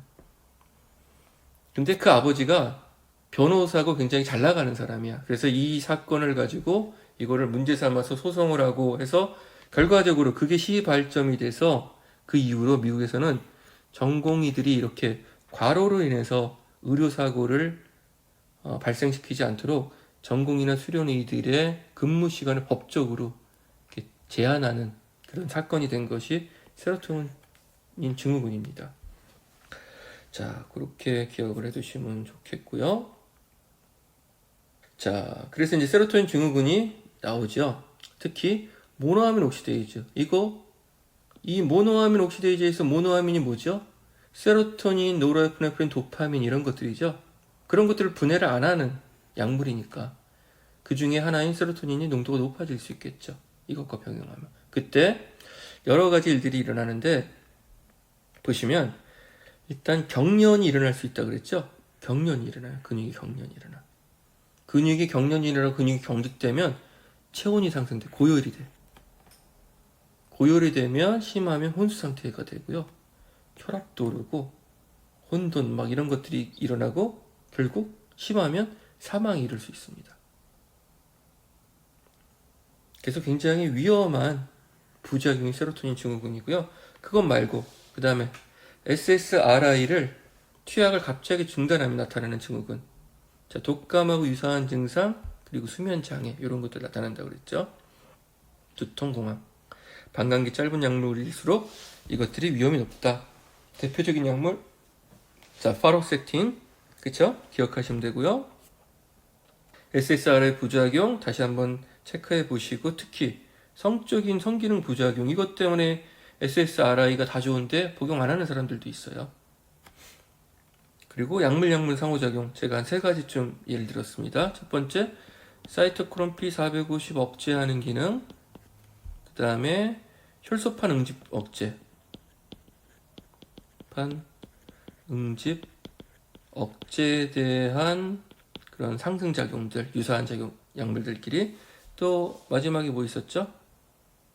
마지막에 약물 상호작용, 세로토닌 증후군 유발. 증후군 어떤 약물을 할 때 대표적으로 자 모노아민 옥시데이즈 저해약 혹은 세로토닌 항진약 이런 것들과, 그러니까 SSRI 자체가 세로토닌을 높이는데 이걸 더 높일 수 있는 약물들과 함께 병용 투여하면 이런 일들이 생긴다. 세로토닌 증후군이. 그 정도 기억해 두시고요. 요거 1A 작용이 과도하게 되면 이제 우울증의 치료 효능이 나타나게 되는 것이고, 똑같은 이제 세로토닌 수용체가 다른 종류들이 활성화하게 되면 각종 부작용들이 나타난다. 그쵸? 자, 그 다음에 이제 앞에서 나왔던 거는 SS, 선택적인 세로토닌 재흡수 차단약이에요. 자, 앞으로 여러분들이 배울 항우울 약물은 재흡수 차단약이 굉장히 많습니다. 그 말은 시냅스 내에서 모노아민의 농도를 높이려는 어떤 노력들이에요. 자, 세로토닌 한 가지가 아니라, 세로토닌 한 가지는 좀 부족한 것 같아. 노르에프네프린 재흡수도 억제해서 시냅스 말단에서 세로토닌과 노르에프네프린 두 가지의 신경 전달 물질을 높여야겠어 라고 만들어진 것이 우리가 흔히 말하는 세로토닌 노르에프네프린 리업테이크 이니비터 SNRI라고 부릅니다. 자, 앞에 나온 건 SSRI였어요. 이번에는 SN. 노르에프네프린이 들어간 건데, 이것은 정확히 과거에 뭐의 그 기전과 동일하냐면 TCA의 기전과 동일합니다. 과거에 쓰였던 사망계 항우울약. 근데 과거에 쓰였던 TCA하고 이제 구별을 하자면 어떤 구별이 있냐면, 자, 이거는 이름이 뭐가 앞에 나왔어요? 세로토닌이 앞에 나왔죠? 이 두 가지를 다 차단하는데 그래도 뭐에 더 선택성이 있냐면 세로토닌에 조금 더 선택성이 있는 거야, 노르에프네프린보다. 근데 TCA는 노르에프네프린에 조금 더 선택성이 있는 것이 바로 TCA고요. 그 다음에 TCA는 이 수송체 말고도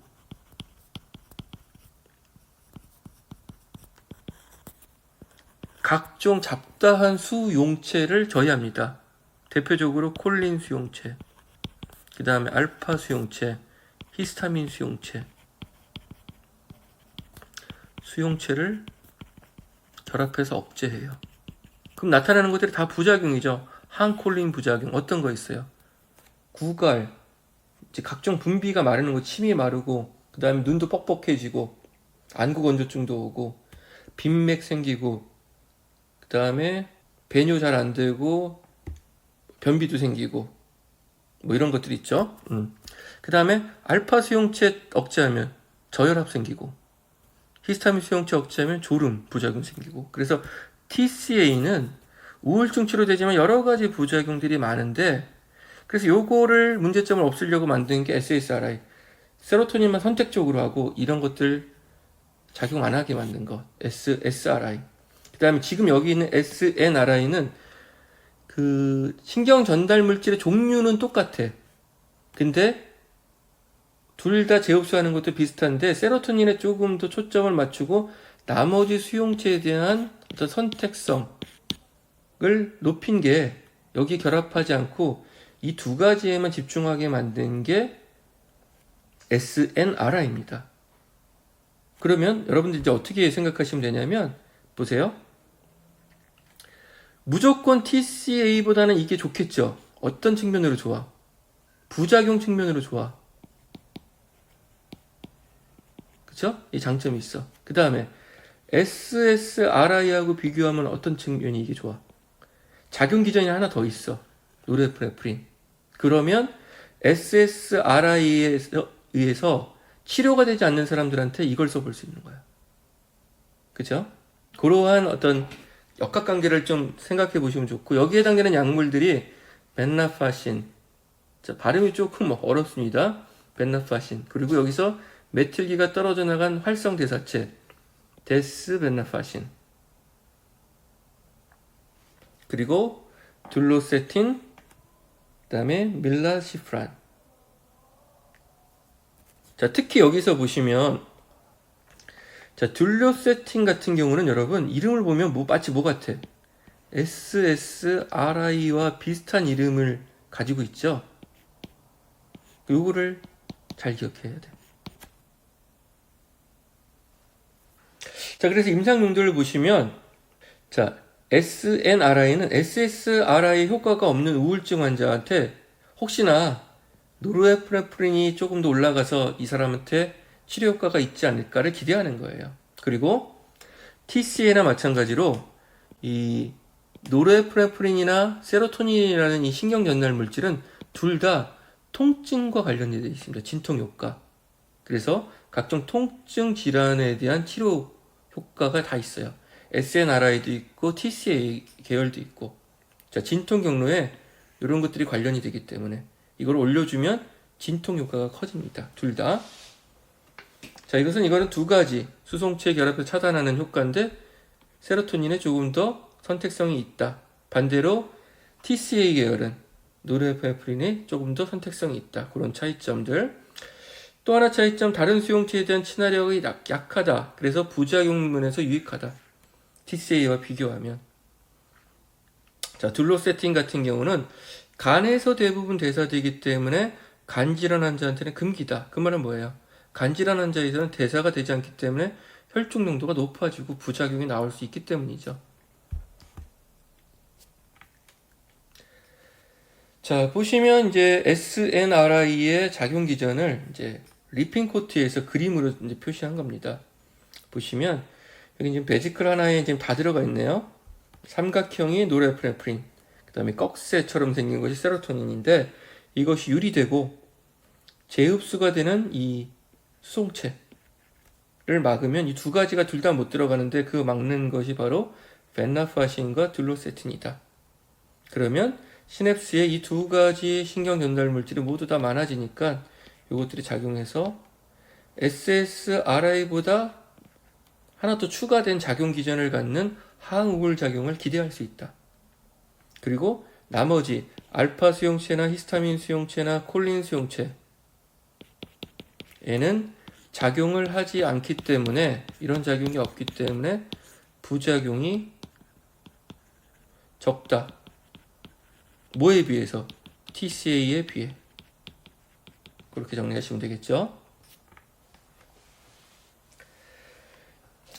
다음은 여러분들이 이제 이번 챕터에서 언급될 수 있는 약물들이 전반적으로 어떤 신경 전달 물질의 재흡수 억제약입니다. 그러니까 신경 말단에서 이렇게 신경 전달 물질이 유리가 된 이후에 수용체와 사용되고 이것이 신호가 터미네이션 되는 과정으로 재흡수가 되는데 이 과정을 막는 약물들이에요. 그러면 결과적으로 시냅스에 신경 전달 물질이 많아지는 효과죠. 그런데 신경 전달 물질의 선택성에 따라서 이름이 다 다르게 붙여집니다. 여러분들이 첫 번째 배운 건 SSRI는 세로토닌 6가지 이미 배우셨죠? 그 다음에 세로토닌에 추가해서 노르에프네프린 선택성이 있는 게 SNRI, 방금 배운 거.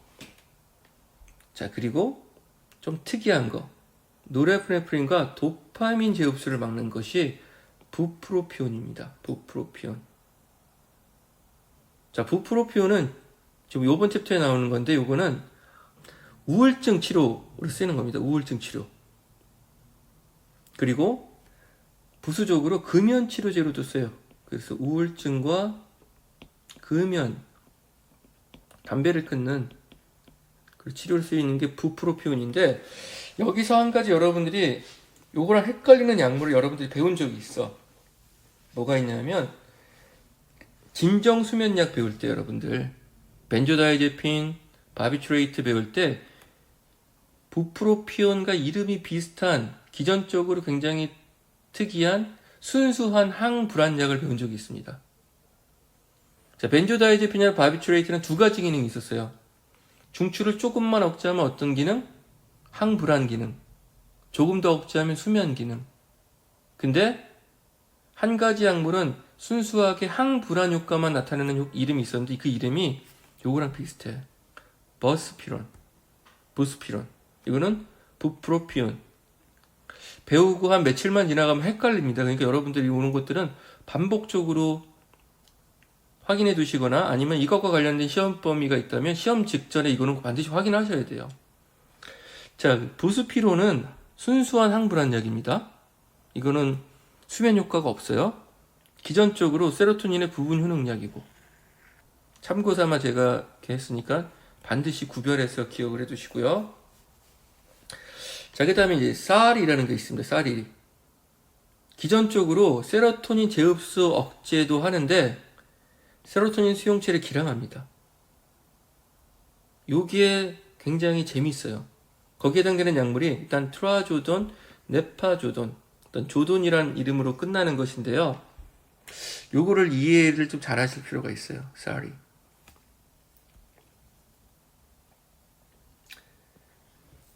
그러니까 세로토닌에 대한 요 A는 안타고니스트 기량약. 세로토닌에 대한 기량약. 그리고 요거는 재흡수 억제약. 재흡수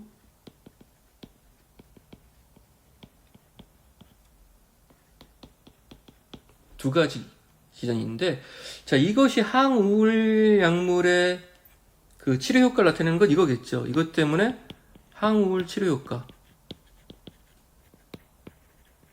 자, 그러면 5-HT 기량약은 어떤 기능을 할 것인가를 여러분들 한번 생각해 보셔야 돼요. 5-HT 재흡수를 억제하면 어떻게 되죠? 한번 상상을 해 볼게요. 세로토닌이 나왔어요. 근데 이게 안으로 못 들어가고 농도가 높아졌어요. 여기를 막으니까.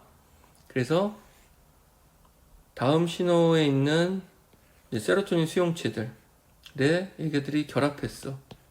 근데 이 수용체가 여러 종류가 있다고 그랬죠? 그래서 1A 결합하면 치료 효과가 나타나. 항우울.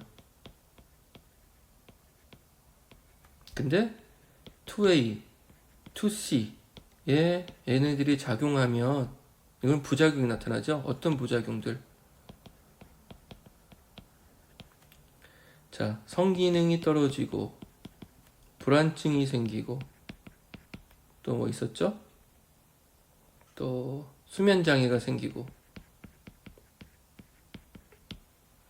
자, 이런 이제 부작용들이 생기는데, 자, 이게 이제 SSRI의 이제 뭐랄까 숙명이에요. SSRI 우리가 앞에서 해본 거. 대표적인 약물은 우울증 치료를 하기 위해서는 세로토닌 수용체를 활성화시켜야 되는데 문제는 이거를 구별을 못 한다는 거야. 그쵸? 그래서 부작용도 함께 동반하는데 만약에 이 부작용이 꺼려지거나 아니 이 부작용을 치료 효과는 조금 부족하더라도 이 부작용을 함께 없애고 싶은 그런 필요가 있는 환자라면 요 약이 좋은 대안이 됩니다. 왜냐하면 이거는 항우울 치료 효과도 이것 때문에 있지만 수용체를 기량하죠. 그쵸? 그러니까 이거는 높은데 수용체를 기량하니까 얘네들을 막으면 어떻게 돼? 부작용이 감소돼요. 이것 때문에. 그런 이점이 있어.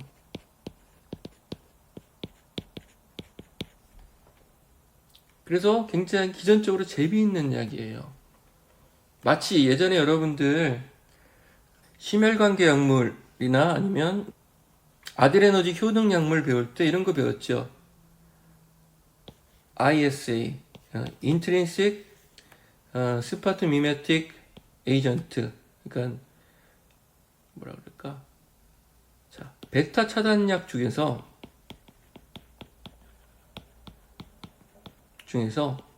교감신경 활성을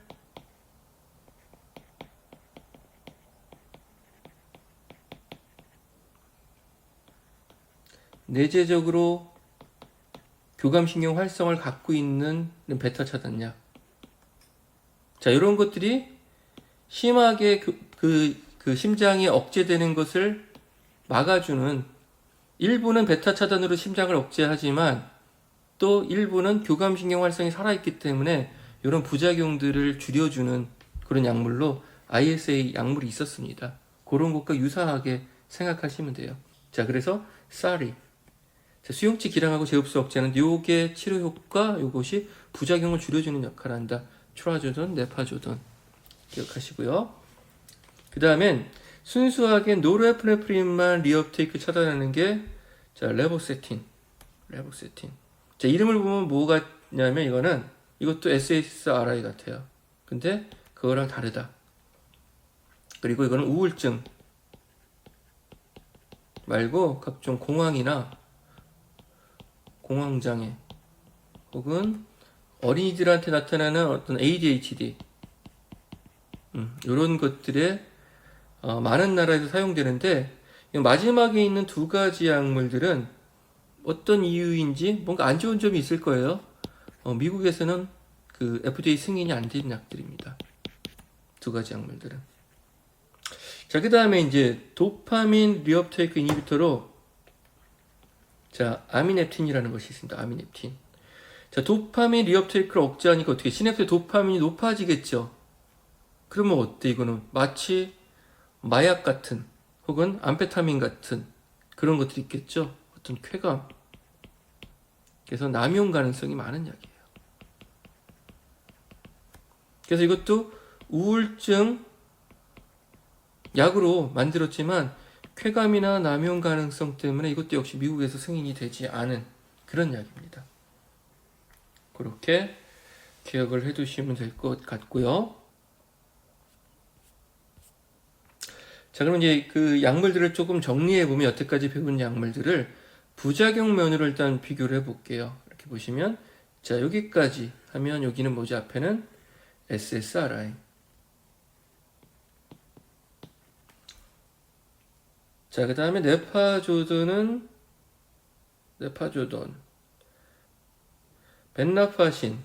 벤나파신은 SNRI.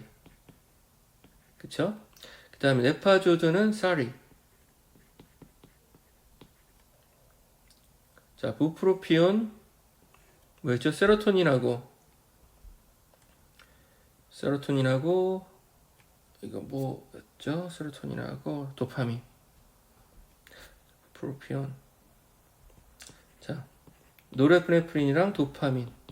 자, 멀타자피는 여러분 어떻게 생각하시냐면 얘는 프리시냅스에 있는 알파2 수용체를 작용해서 신경 전달 물질 유리를 촉진하는 아주 얘네들과 기전 자체가 다른 약물입니다. 그런 측면에서 얘가 시험에 언급되는 경우가 있어요. 왜냐하면 다른 것들은 제흡수를 막는데 얘는 유리를 촉진해. 결과는 똑같아. 시냅스의 신경 전달 물질의 농도를 높이는 결과는 똑같지만 나머지 애들은 들어가는 걸 못 들어가는 게 하는 거고 얘는 많이 나오게 하는 약물입니다.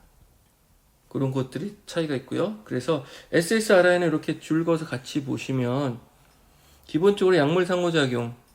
근데 이거 2D6를 어떻게 한다? 억제한다. 그리고 성기능장애나 기타 등등 있는 거 보셨고요. 그 다음에 세로토닌 관련되니까 세로토닌 증후군을 일으킬 수 있죠. 그리고 금단 증후군은 짧은 것.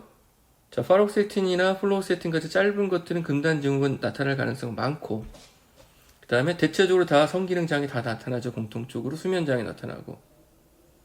그리고 대사효소 저해, 2D6 저해가 있는데, 대부분 있는데, 서트랄린하고요, 우리 그 시탈로프람, 이쪽은 이 작용이 별로 없어요. 그래서 그런 것들이 최근에 많이 쓰이고 있고, 그 다음 체중 증가도 이것도 세로토닌, 수용체 작용에서 나타나는 부작용입니다.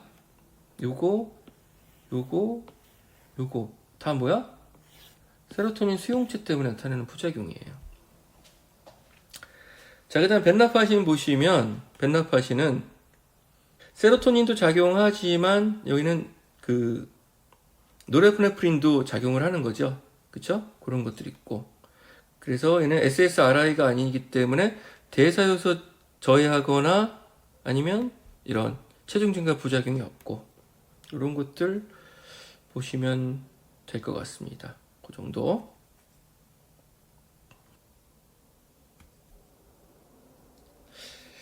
자, 그러면 일단 여기까지 하고요. 자, 여러분 잠깐 휴식 취하시고 집중력을 다시 회복하신 이후에 사만개 항우울약부터 2차 시수업으로 진행하겠습니다. 잠시 후에 뵙겠습니다.